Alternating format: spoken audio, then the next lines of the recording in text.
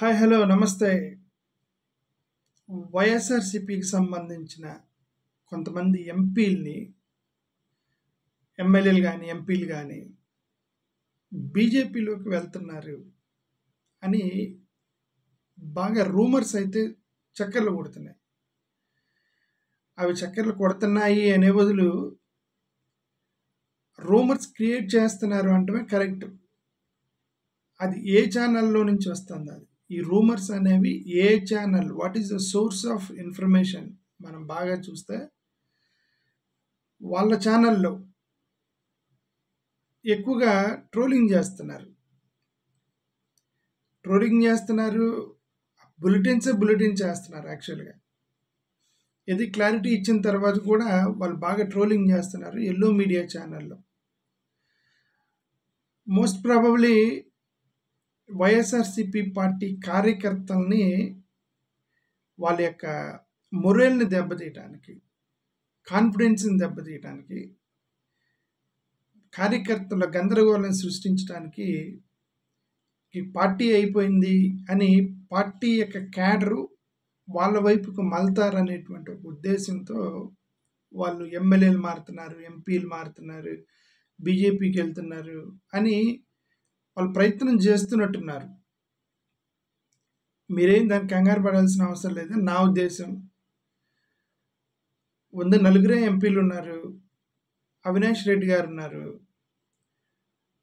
యాక్చువల్గా ఎలక్షన్స్కి ముందు ఎక్కువగా అవినాష్ రెడ్డి గారి మీద అనుమానం ఉండే అందరూ జగన్ గారు ఓడిపోతే అవినాష్ రెడ్డి గారు ఫస్ట్ బీజేపీలోకి వెళ్ళిపోతారు, ఒక కేసు ఉంది కాబట్టి అని చాలామంది భావించారు.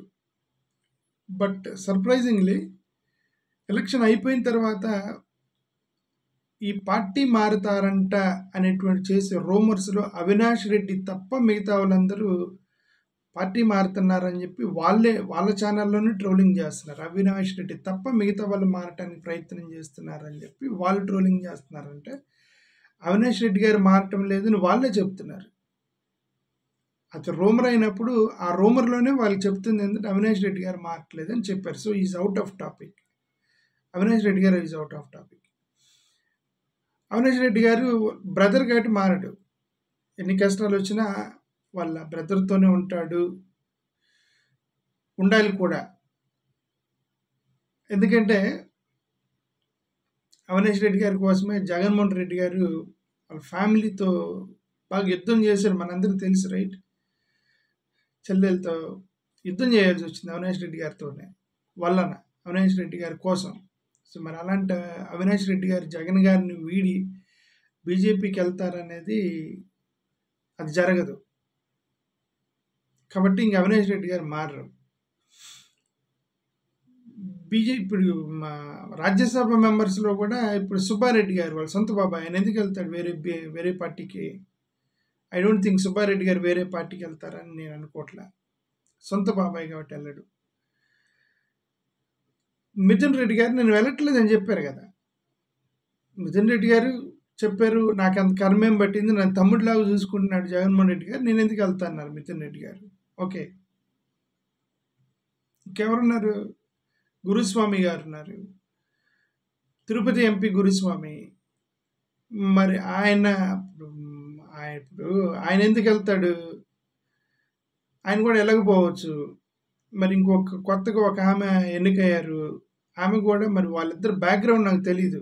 బ్యాక్గ్రౌండ్ అంటే జనరల్గా ఈ ఎంపీలని వీళ్ళు ఎందుకు వెళ్తారు, పార్టీ ఎందుకు మారుతారు? ఒక పార్టీ నుంచి ఓడిపోగానే అందరు బీజేపీలోకి ఎందుకు వెళ్తున్నారు? ఓడిపోగానే అందరు బీజేపీలోకి ఎవరు వెళ్తున్నారు, ఎందుకు వెళ్తున్నారే బదులు ఎవరు వెళ్తున్నారంటే ఎవరన్నా కొన్ని స్కాములు చేసినటువంటి ఆధారాలు దొరుకుతాయేమో అనే భయంతో ఉన్న వాళ్ళు ఎక్కువగా స్కాములు చేసి ఆధారాలు దొరుకుతాయేమో, అరెస్ట్ చేస్తారేమో అనేటువంటి భయం ఉన్నవాళ్ళు, కోట్ల రూపాయల ఎస్టేట్లు, ప్రాపర్టీలు, కంపెనీలు ఉన్నవాళ్ళు, మన కంపెనీల మీద రైడ్లు చేస్తారేమో అనే భయం ఉన్న వాళ్ళు మాత్రమే బీజేపీలోకి వెళ్తున్నారు. That is the style of administration. Unfortunately మన భారతదేశం అలానే ఉంది. ఎవరెవరైతే స్కామ్లు చేస్తారో, వేల కోట్ల రూపాయల డబ్బులుంటాయో, కంపెనీలు రన్ చేస్తున్నారో వీళ్ళందరూ బీజేపీలోకి వెళ్తున్నారు అపోజిషన్లో ఉంటే. మరి ఈ పాయింట్లో మరి గురుమూర్తి గారికి ఎన్ని కంపెనీలు ఉన్నాయో, ఆయనకి ఎన్ని వేల కోట్ల రూపాయలు ఉన్నాయో, ఆయన ఎందుకు బీజేపీ వాళ్ళు నువ్వు రావాల్సిందే ఏ కేసులు పెడతారనే దాన్ని బట్టి గురుమూర్తి గారు వెళ్తారా లేదని డిపెండ్ అయి ఉండేది. ఐ డోంట్ థింక్ గురుమూర్తి గారు వెళ్తారని నేను అనుకోవట్లా. రైట్. మరి ఇంకొక ఎంపీ మరి ఆ బ్యాక్గ్రౌండ్ నాకు తెలియదు. ఓకే, ఒకవేళ ఎక్కువగా రూమర్ వస్తుంది, ఎక్కువగా ఎంపీలు వెళ్తున్నారు బీజేపీలో జాయిన్ అవుతున్నారని ఎక్కువగా ట్రోలింగ్ చేస్తున్నది ఇద్దరినే చేస్తున్నారు. మిథున్ రెడ్డి గారిని ఎక్కువగా ఫోకస్ చేస్తున్నారు. పెద్దిరెడ్డి గారు, మిథున్ రెడ్డి గారు వాళ్ళిద్దరు బీజేపీలోకి వెళ్తున్నారు అని చెప్పేసి ఎక్కువగా ఎల్లో మీడియా ఛానల్స్లో నిన్న కూడా మిథున్ రెడ్డి గారు చెప్పిన తర్వాత కూడా, మిథున్ రెడ్డి గారు చెప్పారు నాకేమంత కర్మ పట్టలేదు నేను వెళ్ళనని, చెప్పిన తర్వాత కూడా ట్రోలింగ్ చేస్తున్నారు. రైట్. పెద్దిరెడ్డి గారిని అప్పుడప్పుడు పెద్దిరెడ్డి గారు వెళ్తున్నారు బీజేపీలోకి వెళ్తున్నారు, కేసులు పెడతారని చెప్పేసి వాళ్ళిద్దరిని టార్గెట్ చేస్తున్నారు. ఎందుకంటే వాళ్ళు రాయలసీమలో స్ట్రాంగ్ హోల్డ్స్ జగన్మోహన్ రెడ్డి గారికి. నాకు తెలిసిన వరకు జగన్మోహన్ వాళ్ళు వెళ్ళరు, వాళ్ళు నిజంగా వెళ్తే మాత్రం జగన్మోహన్ రెడ్డి గారికి పెద్ద దెబ్బే. ఎందుకంటే రాయలసీమలో అలాంటి నాయకులు చాలా ఇంపార్టెంట్ వైఎస్ఆర్సీపీకి. పెద్దిరెడ్డి గారు లాంటి నాయకుడు చాలా ఇంపార్టెంట్ రాయలసీమలో. రైట్. వెళ్ళరు, వాళ్ళు వెళ్ళరని మనం కోరుకుందాం. ఓకే. మోరోవర్ ఇంక సెకండ్ పర్సన్ ఎక్కువగా వాళ్ళు రూమర్స్ క్రియేట్ చేస్తుంది విజయసాయిరెడ్డి గారి మీద. విజయసాయిరెడ్డి గారు బీజేపీలో జాయిన్ అవుతారని చెప్పి ఎక్కువగా రూమర్లు క్రియేట్ చేస్తున్నారు. అది ఎందుకంటే మరి విజయసాయిరెడ్డి గారికి బీజేపీ వాళ్ళతో ఎక్కువగా సంబంధాలు ఉన్నాయి అనేటువంటి ఆలోచన ఏమండవచ్చు. మరి దాని మీద రూమర్స్ క్రియేట్ చేస్తున్నారు. విజయసాయిరెడ్డి గారు కూడా వెళ్ళకపోవచ్చు. ఐ డోంట్ థింక్ విజయసాయిరెడ్డి గారు వెళ్తారని నేను అనుకోవట్లే. అది సరే, ఏదేమైనా ఈ రూమర్స్ వాళ్ళ ఇప్పుడు సోర్స్ ఆఫ్ ఇన్ఫర్మేషన్ అటు నుంచి వచ్చినప్పుడు వాళ్ళు ఇప్పటికే చాలా రూమర్స్ క్రియేట్ చేశారు. జగన్మోహన్ రెడ్డి గారు పులివెందులు వెళ్తే రాయి తీసుకుని కొట్టారనేది ఒక రూమరు. బెంగళూరులో ఉన్నప్పుడు బెంగళూరులో జై జగన్ అంటే జగన్ డౌన్ డౌన్ అన్నారు అనేది అది ఎంత రూమరు. ఇవి కూడా రూమర్సే. So need not to worry. But నేను పర్సనల్గా ఒకటే వర్రీ అవుతుంది ఏంటంటే జగన్మోహన్ రెడ్డి గారిని నేను పర్సనల్గా వర్రీ అవుతుంది. ఇట్స్ మై పర్సనల్ ఫీలింగే. నేను రాంగ్ అయి ఉండవచ్చు, బట్ నేను ఎక్కడో అనుకునేది ఏంటంటే వీళ్ళు జగన్మోహన్ రెడ్డి గారిని బీజేపీ వైపుకి తీసుకెళ్తున్నారు ఎంపీలందరూ కలిసి. మరి ఆయన ఒప్పించారా లేకపోతే జగన్ గారే మనం బీజేపీ వైపుకి వెళ్దాం అనుకుంటున్నారా నాకైతే తెలియదు. కానీ వీళ్ళు అడుగులు మాత్రం బీజేపీ వైపుకి వేస్తున్నారు ఏమో. దానివల్ల ఓటర్స్ ఎంత ఎఫెక్ట్ వచ్చింది అనేది వాళ్ళు బాగా ఆలోచించుకొని చేసి ఉంటారులేండి. మనం దూరంగా ఉండి జగన్ గారికి ఎఫెక్ట్ కొట్టిద్ది అని మనం అనుకుంటే, అక్కడ నాయకుడు, పార్టీని రన్ చేసేటువంటి అంతమంది పెద్దలు బీజేపీ వైపుకి అడుగులు వేస్తే నష్టం జరిగిద్దని వాళ్ళకి తెలిసినా అడుగులు వేస్తే మరి వాళ్ళకి ఏదో కన్సర్న్స్ ఉన్నాయని మనం అనుకోవాలి. ఓకే, నేను ఒక పాయింట్లో బీజేపీ వైపుకి వెళ్ళకూడదని నేను ఎందుకు కోరుకున్నది వాళ్ళ క్షేమం కోసమే అని నా క్యాలిక్యులేషన్ బట్టి నేను చెప్తున్నా. నా క్యాలిక్యులేషన్ ఏంటంటే వాళ్ళు తెలుగుదేశం పార్టీకి తెలుగుదేశం ఓటర్స్ మొత్తం చంద్రబాబు నాయుడు గారి వైపు ఉన్నారు, జనసేన ఓటర్స్ మొత్తం చంద్రబాబు నాయుడు వైపు ఉన్నారు, బీజేపీ ఓటర్స్ మొత్తం చంద్రబాబు నాయుడు గారి వైపే ఉన్నారు, కమ్మోళ్ళు మొత్తం చంద్రబాబు నాయుడు గారి వైపే ఉన్నారు, కాపులు చంద్రబాబు నాయుడు గారి వైపుకి వెళ్ళారు, హిందుత్వ సంఘాలు because of BJP Chandrababu Naidu గారి వైపుకి వెళ్ళారు. సో వీళ్ళందరూ సాలిడ్గా ఒక వైపుకి వెళ్ళినప్పుడు ఇక జగన్ గారికి మిగిలింది, ఇంక ఇది ఫౌండేషన్ అన్నానండి ఏదేనండి, ఇంక మిగిలింది వీళ్ళే అనుకోవచ్చు. ఐ మీన్ ఇదేదో రిలీజియస్ పాలిటిక్స్ చేయాలా జగన్మోహన్ రెడ్డి గారు, రిలీజియస్ పాలిటిక్స్ చేసి జగన్ గారిని ఓడగొడతారేమో, ట్రోలింగ్ చేస్తారేమో అని అనుకున్నా సరే ఇక తప్పదు. ఇంక మిగిలింది ఎవరు? కాపులు అటు వెళ్ళారు, కమ్మలు అటు వెళ్ళారు, టీడీపీ కార్యకర్తలు అటు వెళ్ళారు, జనసేన కార్యకర్తలు అటు వెళ్ళారు, బీజేపీ కార్యకర్తలు అటు వెళ్ళారు. బీజేపీ కార్యకర్తలు వెళ్తే ఆటోమేటిక్గా ఆర్ఎస్ఎస్ వాళ్ళు హిందుత్వవాదులు అటు వెళ్ళిపోతారు. అందరూ కూటమి వైపు ఉన్నారు. జగన్ గారికి మిగిలింది ఎవరు ఇప్పుడు?